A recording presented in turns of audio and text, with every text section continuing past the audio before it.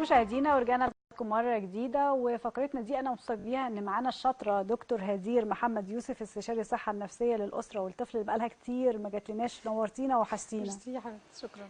وكمان معانا يعني هي راجعه لنا كده بعد فترة غياب بموضوع يعني شائك قوي كده، يعني يعمل لنا مشاكل، اللي هو ازاي تكسبي حماتك، كيف تكسبي حماتك أو كيف تكسبين حماتك. إيه بقى الموضوع؟ حلو. ايه الصراع؟ يعني انا عايزه اعرف الصراع اللي منذ الخليقه ده ايه سببه؟ يعني ليه الحياه بصي، هي الحياه اصلا اتقسمت، يقول لك مرات الابن والحما في بينهم وبين بعض مشاكل، لكن الحما وجوز بنتها حبايب. فعلا. إيه مين اللي عمل التقسيمه دي واتعملت ليه؟ هو اصلا التراث الشعبي كمان كان ليه دور كبير جدا في النقطه دي، اللي هم دايما بيطلعوا امثله شعبيه على ان مثلا الحما ومرات الابن دايما العلاقه ما بينهم بايظه. وان ما ينفعش الحما تحب مرات الابن. يقول لك ايه، ربي خايبه ربي للغيبه. خايبه للغيبه. ولو الحبه بقت قد التبن عمر الحما مثلا ما تحب مرات الابن. دي امثله كده مذكوره، دي جديده مذكوره في التراث الشعبي. طب ايه الفكره؟ والموضوع جه منين؟ رأي علم النفس بقى ورأي علماء النفس في النقطة دي. ايه بقى؟ احنا هنقسمها لجزئين. الأول دور الحما ودور مرات الابن. أنا ليه حماتي بتكرهني أو أنا بكره حماتي ليه؟ الأول ليه حماتي بتكرهني؟ تعالوا الأول يعني نعمل تبادل أدوار ونشوف الحما بتفكر ازاي علشان ممكن تكره مرات ابنها. الحما بيكون عندها توترات لا شعورية، أحيانا بتبقى لا شعورية، وعندها قلق كبير جدا من مرات الابن لعدة أسباب. اول واهم سبب يعني لا شعوريا هي بتكرهها كده، يعني مش حاجه شخصيه. لا، يعني شلنا فلانه حطينا علانه، هو الاحساس هو مظبوط. يعني هي خلاص طالما اتحطت في الوضع ده ايا كانت الشخصيه، فهي هتاخد نفس الشعور ده. هي الفكره بقى في ايه؟ او انا ليه حماتي مثلا بتكرهني؟ اول واهم سبب فيهم ان دايما الحما اللي هي الام طبعا في المقام الاول بتبقى حاسه ان اولادها دول استثمار هي شقت وتعبت فيه طول عمرها، خلاص ملكيه خاصه، وان هم فعلا هتقرب منهم يعني تتقطع. بالظبط. طيب هل هتيجي واحده كده تاخد التعب ده كله على الجاهز؟ دي اول حاجه بتدور في ذهن الحما. تاني حاجه بتدور في ذهنها، طب هل البنت اللي هتيجي تاخد ابني على الجاهز دي هتقدر تشيل مسؤوليته؟ يعني هتقدر تهتم بيه يعني زي ما انا يا ابني هتاكلك ايه وهتشربك ايه وهتلبسك ايه والكلام ده؟ وانت يا ابني بتتغطى وانت نايم، وانت يا ابني مين بيغسل لك هدومك؟ اللي هو كل دور كانه لسه الطفل اللي هي ولدته المدلل. بيفضل الطفل المدلل حتى لما بيكبر وبيكون زوج. هي شايفه برضو ان هو لسه واقف يعني في نظرها عند سن معين اللي هو لسه سن الاحتياج. هو بيفضل طول عمره ده في نظرها. يعني حتى لو بقى عنده 50 سنه او 60 سنه والام ربنا يديها العمر لسه عايشه، هي برضو بتفضل حاسه بدور المسؤوليه ده طول عمرها. مش فكره سن او وضع معين، هي خلاص بتفضل طول عمرها حاسه بالمسؤوليه دي. فهي خلاص مش مقتنعه ازاي هتيجي البنت الفرفوره الدلوعه الصغيره في السن دي تقدر تهتم بيك. طب هتاكلك ايه؟ هتطبخ لك ازاي؟ هتطبخ بايه بالظبط؟ يعني هل هتستخدم نفس الحاجه اللي انا كنت بعملها لك؟ يا نهار ابيض، التفكير بيبقى في التفاصيل طبعا، في ادق التفاصيل. انت عارفه وانت بتتكلمي عن الحاجات دي بتفكريني بايه؟ بتفكريني بمثلا لما جيت اقدم لابني في الحضانه كنت بفكر في التفاصيل دي. لان هو طفل لسه فما يعيش حاجه، فبقعد افكر ان هو ما يتنقل من البيت للحضانه هيعتنوا بيه، هياكلوه كويس، هياخدوا بالهم منه. فهل الام بتفضل فاكره طفلها او ابنها وقف عند المرحله دي؟ هي الام دايما بيفضل عندها قلق الانفصال. اول قلق انفصال بيبقى ساعه الفطام، لان انا وابني هنبقى جزئين بعد ما كنا تقريبا في احتياج كامل ليها يعني بدا يستغنى عنها، في اعتماد عليها كلي. بعد كده بيبدا الانفصال الثاني من دخول الحضانه او المدرسه. ايه ده؟ هو ازاي هيقعد 4 أو 5 ساعات او 8 ساعات بعيد عني؟ 8 و9 كمان ازاي؟ ده تالت انفصال بقى لما يجي يبدا ينزل في شغل او يسافر او لا، مرحله المراهقه الاول بقى يبدا ينفصل في خروجات لوحده، في شله بقى واصحابه والكلام ده. بس هو لسه ما زال برضه كل المراحل دي ما بتهيأش الام للحظه الانفصال الكبير اللي هو عند الجواز. هي الام بتبقى عارفه ان هو هينفصل، بس هي بتفضل عندها رفض داخلي للحظه دي، اللي هي لا ده هو مسيره بيروح الشغل ويرجع لي. لكن ما فيش تدريجي، يعني ما بيجيلهاش الموضوع ده تدريجي، ما بتتقبلوش مهما يحصل. مهما يحصل واحنا مهما هو في الاخر اصلا بيروح لها في الاخر يعني موجود عايش معاها هدوم وحاجته. في المدرسه هيخلص ويرجع لي، في الشغل هيخلص ويرجع لي، هيسافر هيلف لفته برضو ومسيره هيرجع لي. انما بقى متجوز وهو يعمل كل الحاجات دي وهيروح بيت تاني غير بيتي. فده بيبقى اول رفض الام بتواجهه. تاني رفض ان هي مش واثقه في الشخص اللي هيقوم بمسؤوليه ابنها. او اللي هيعمل تبادل ادوار معاها، هل انت هتعتني بيه بنفس الدرجه؟ اكيد لا، هو اكيد برضه خدي بالك هو اكيد مش بنفس الدرجه، لان طبعا اختلاف المشاعر والمسؤوليات واختلاف الادوار. يعني دور الام غير دور الزوجه. دور الزوجه بيبقى فيه دور مشاركه، انما دور الام هو دور المسؤول الاول والاخير عن البيت يعني هي الفكره ان الام كمان ما بتبقاش واصل لها ده. فدي تاني حاجه. تالت حاجه بقى اختلاف العادات والتقاليد وصراع الاجيال اللي احنا دايما بنقول عليه. البيت ده عاداته ايه والبيت ده عاداته ايه، مظبوط. فاكيد بيحصل الجيل الحما مثلا اللي معديه ال50 او معديه ال40 غير البنت اللي في العشرينات، لان احنا دايما كل 10 سنين في جيل. صح. ففي صراع اجيال. هل البنت عارفه تتماشى مع يعني قيم وعادات وتقاليد، خصوصا كمان بقى لو بنتنقل من محافظه لمحافظه او من المدينه للقريه، فدي كلها بتعمل صراعات. طب قولي لي يا هدير، يعني معلش، الصراع اللي داخل الحما ده هي ما بتقدرش تنتصر عليه؟ يعني الحما نفسها ما بتقدرش تنتصر على مخاوفها؟ هقول لك على نقطتين مهمين جدا. هي ممكن بمساعده نفسها تعمل ده، او بدورنا احنا بقى اللي احنا لسه هنوجه بيه البنت، ان انت تساعديها ان هي تتغلب على الدور ده. لان حقيقي احيانا بيبقى مشاعري غلبها على الموقف، انا مش قادره اتحكم. وممكن يعني مثلا جزء منه انانيه ام. انا ما اقدرش اقول على الام انانيه الحقيقه، لان هي دايما بيبقى عندها مشاعر نبيله. ما انا مش انانيه وعايزاه لوحدي طول الوقت، بس في نفس الوقت ما انت لو بعدت عني، ما انا مثلا هعيش ازاي؟ يعني في امهات كمان بيبقى عندهم تعلق مرضي باولادهم. طب ما دي انانيه. ما هي مش مترجماها ان هي انانيه.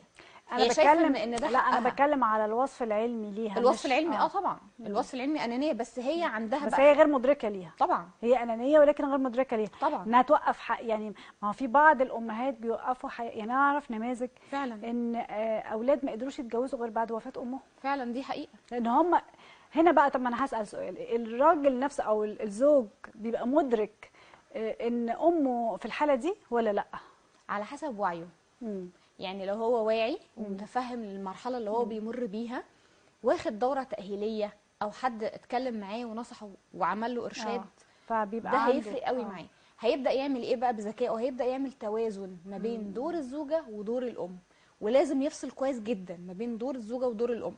العيب الاكبر بقى في النقطه دي ان بيجي الزوج يكمل على الزوجه بدور الحما. يعني هي خلاص الحما بكل اللي احنا حكينا فيه ده، هو يجي يقول لها ايه؟ ماما عندها حق. ما انت مثلا مش هتعرفي تعملي كذا، انت اصلك ما بتعرفيش تطبخي زي ماما، انت اصلك مش هتعرفي تهتمي بترتيب هدومي زي ماما، يا مثلا على اكل ماما، طب روحي اتعلمي من ماما. او قرارات مثلا لا انا لازم ارجع لماما. فهو ده اللي بيخلي دايما الزوجه حاسه ان الحما مكمله معايا حتى في البيت. ايوه. ده بقى الشق الثاني اللي كنا لسه بنتكلم عنه. انا ليه بكره حماتي؟ لان مثلا اول حاجه انا مش قادره انفصل عنها. هو طول الوقت جوزي حاطط مقارنه ما بيني وما بينها، فيبدا هي بقى قاعده معاهم. يعني هي القعده الثلاثيه حتى لو هي مش موجوده. مظبوط. فيبدا بقى يطلع الشعور الانساني الطبيعي اللي عند اي ست، شعور الغيره. فتبدا تغير من او الام. شعور دفاعي. يعني هي بتدافع عن نفسها، هي طول الوقت محطوطه تحت خانه التاثير.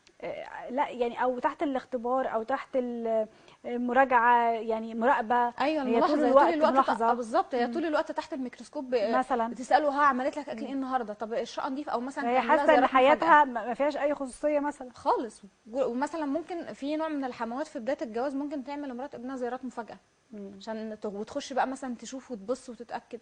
فطبعا ده الوضع بيبقى متعب للزوجه. فعلشان كده بقى نيجي لوجهه النظر الثانيه اللي هو الدور الثاني اللي هو دور الزوجه. هي ليه ممكن تكره حماتها او ليه تاخد موقف منها؟ زي ما قلت لحضرتك ان انا دايما بحطها في مقارنات مع امي، فيبدا الموضوع يزيد جدا في مشاعر الغيره او مشاعر زي ما حضرتك قلتي الدفاعيه. انا عايزه ادافع عن نفسي، انا طول الوقت متهمه. النقطه الثانيه بقى ان احيانا ممكن البنت او الزوجه جايه من اسره كان دور الام فيها دور متسلط وشديد جدا، فهي جايه كارهه الصوره دي اصلا. فبتتجوز علشان يعني تهرب من الام، فتتفاجئ بصوره الحما اللي هي بتعمل عليها حاجه بنسميها في علم النفس الاسقاط. بتبدا تعمل اسقاط لمشاعرها او مشاعر السلبيه اللي كانت جايه بيها ضد امها على حماتها. فتبقى كأن حماتها صوره تانية من امها، يعني استمرار للحياه التعيسه اللي هي عايشاها. مظبوط. السبب الثالث بقى اللي يخلي الزوجه كارهه الحما هي انها تحس ان زوجها عنده مشكله، فتبدا تلزق المشكله دي في تربيه الام. مثلا انت ما بتعرفش تعتمد على نفسك، زوج اتكالي مثلا، انت اعتمادي مثلا، او انت على طول غير بتبهدل مسؤول. البيت. هدومك مثلا مرميه في كل حته. ايوه، طب ما انت مامتك ما علمتكش انك مثلا تعمل كده. ما دي حقيقه اكيد، يعني هو خطأ في النشأة. مظبوط. او يجي بقى العكس للزوج، يجي مثلا ما احنا مش كل الوقت للحما اللي هي ام يعني التانية دي اصلها مع زوج بنتها على طول، مع زوج بنتها فعشان على طول. كده دي مش عاملين لها اي حلقات، يعني مش هنتكلم على هي، خلاص دول حالين مشاكلهم ببعض يعني. مظبوط. هي دول ما فعلا عندهمش بتحاول مشاكل. خلاص بقى اللي هو اللي هيبقى كويس مع بنتي ومش، هي بتبقى ايه تركيبه كده. ازاي؟ طب انا عايزه اسالك حاجه، ازاي بتفصل؟ يعني لو واحده عندها ولد وبنت، ازاي بتقدر تفصل مشاعرها تجاه جوز بنتها عن مرات ابنها؟ لا، ازاي؟ بتعرف تفصل جدا في الحته دي قوي. لا والله. هي دايما شايفه مم. ان الزوجه دي جت خدت دورها، انما الزوج اللي هو جوز بنتها لا، هو ما خدش دورها. هي لسه زي ما هي حبيبه ماما، بتكلمها وبتهتم بيها وبتسال عليها. والله. انما هي شايفه بقى ان دي هي اللي جت بقى خدت ابني مني، سحبته بقى خلاص ليها، ولاهلها بقى هيبقى كويس معاها وكويس مع اهلها. طب وانا رحت فين؟ اصل انا ربيت على الجاهز وعلمت على الجاهز. هي بيبقى ايه صراع كده جوه دماغها. احيانا علشان ما نظلمهاش بيبقى فعلا لا شعوري، ما بتبقاش هي الصراع ده مدركه. بيخلص ازاي ولا ما بيخلصش خالص؟ لا طبعا هو بيخلص. بيخلص بيخلص طبعا. امتى؟ بيجي بقى من 3 نقط. مم.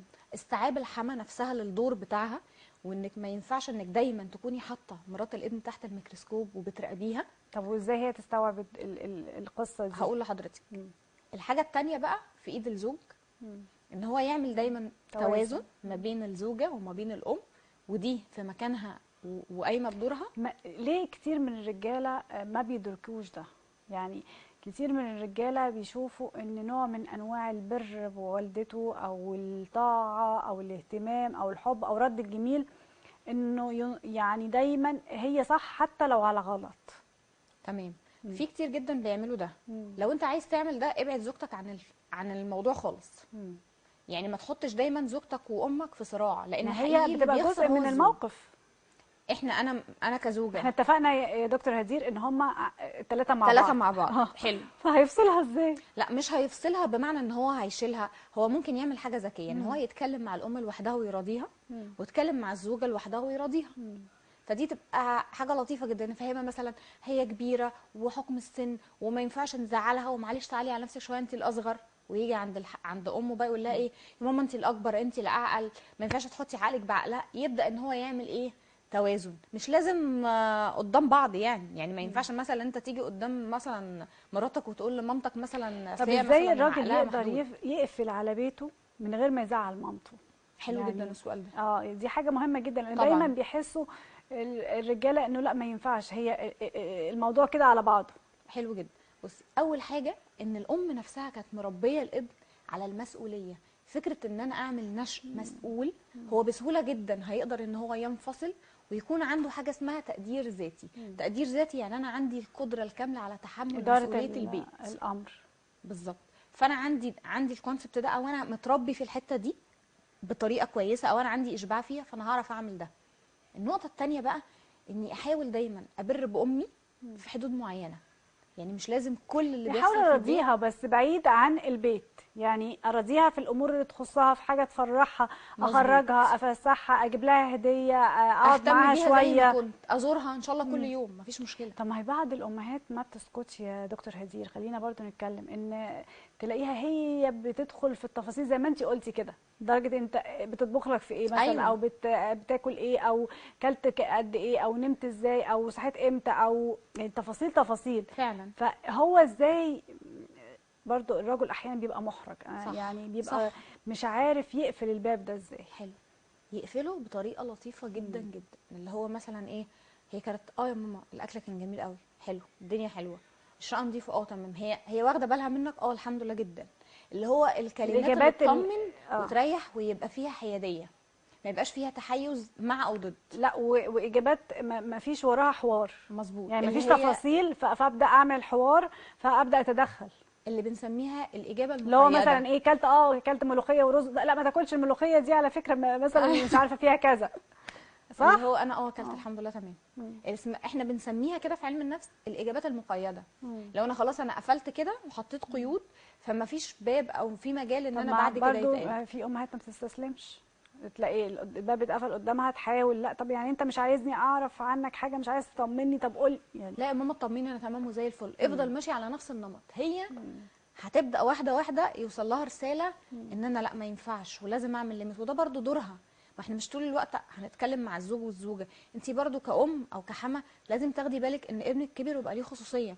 ده انت لما كان في بيتك ما كنتيش بتعرفي عنه حاجه هو واصحابه، فانت دلوقتي لما ايه يبقى في بيت طب خلي انت مستقل. اثرتي نقطه مهمه جدا. ايه اللي بيحصل بقى؟ يعني بصي تلاقي ايه، الابن ده شارد طول الوقت في شغله، وبيرجع من شغله يخرج مع اصحابه، ويرجع من اصحابه يدخل ينام كانه مش موجود جوه البيت. بعد الجواز بيبقى حاجه تانية خالص، هو بيحصل له حنين للبيت، والام بيحصل لها تعلق مرضي بيه. علشان بيبدا يتنقل لبيئه مختلفه، زي ما برضو البنت ممكن تبقى عايشه في بيت اهلها. طب ما هو عايزة اصلا كان موجود ومش موجود. ما انا بقول لحضرتك هو بقى عنده حنين للبيئه اللي فقدت. زي ما بقول لحضرتك البنت ممكن تبقى بتتجوز عشان تطفش مثلا من بيت اهلها، فجاه لما تتجوز يبقى البيت ده بقى حلو وبقى جميل وكل شويه عقدتها تفضل قاعده. وحياتها وحاجتها. احنا دايما كده بيبقى عندنا الحاجه اللي ألفة. بنفقدها بالظبط. بيبقى عندنا حنين ليها. مظبوط. انا بيبقى عندي حنين للشيء، انا خلاص اتنقلت لبيئه تانية، فانا بحاول ان انا اعمل اللي بحس بقى بألفة من المكان اللي انا خرجت منه. وبرده يعني الصميم بقى في اللي هو ازاي اكسب حماتي اصلا. يعني احنا خلاص اتكلمنا عن رأي علم النفس، واتكلمنا عن دور كل واحد ازاي فينا. دكتور هدير؟ ازاي بقى ورقه أكسبها؟ وقلم بقى واكتبوا ورايا وراها يا ست الكل الوصفه دي. بالظبط. اول حاجه تهادوا وتحبوا، الهديه البسيطه سحر يا جماعه والله. ان شاء الله حاجه صغننه، مش طرحه، دايما مع كل سبحه. الناس على فكره. انا عارفه ان هي مش مع كل الناس، بس احنا دايما يعني لازم نحط يعني بالنا. في عندها ساعات الحامه دي، يعني ايه ده، ابني هسيبه بهديه؟ لا مش عايزه الهديه.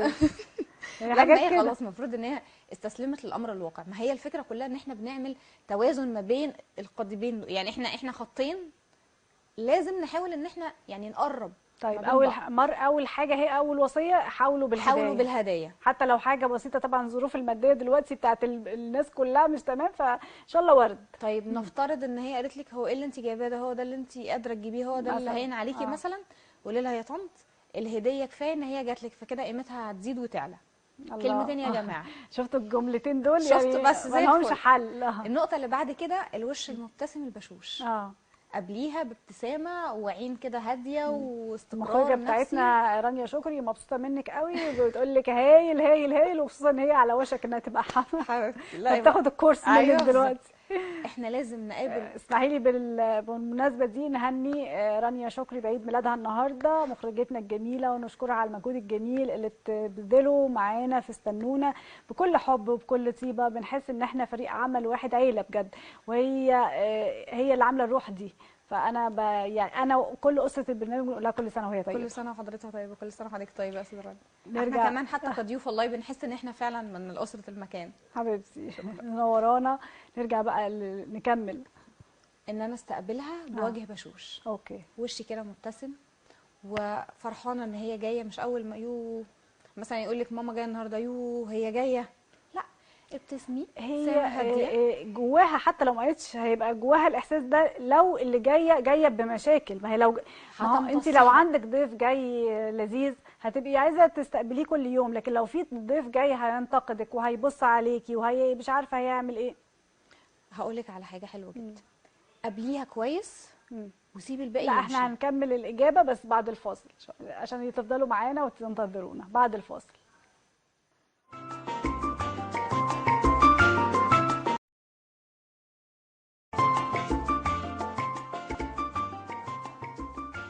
مشاهدينا، ورجعنا لحضراتكم مره تانية، وبنرحب من تاني بدكتور هدير محمد يوسف، وبنبارك لها كمان على الدكتوراه. هي اللي كانت واخداها مننا الفتره اللي فاتت الدكتوراه وشغلاها عننا، وهتفضلنا بقى.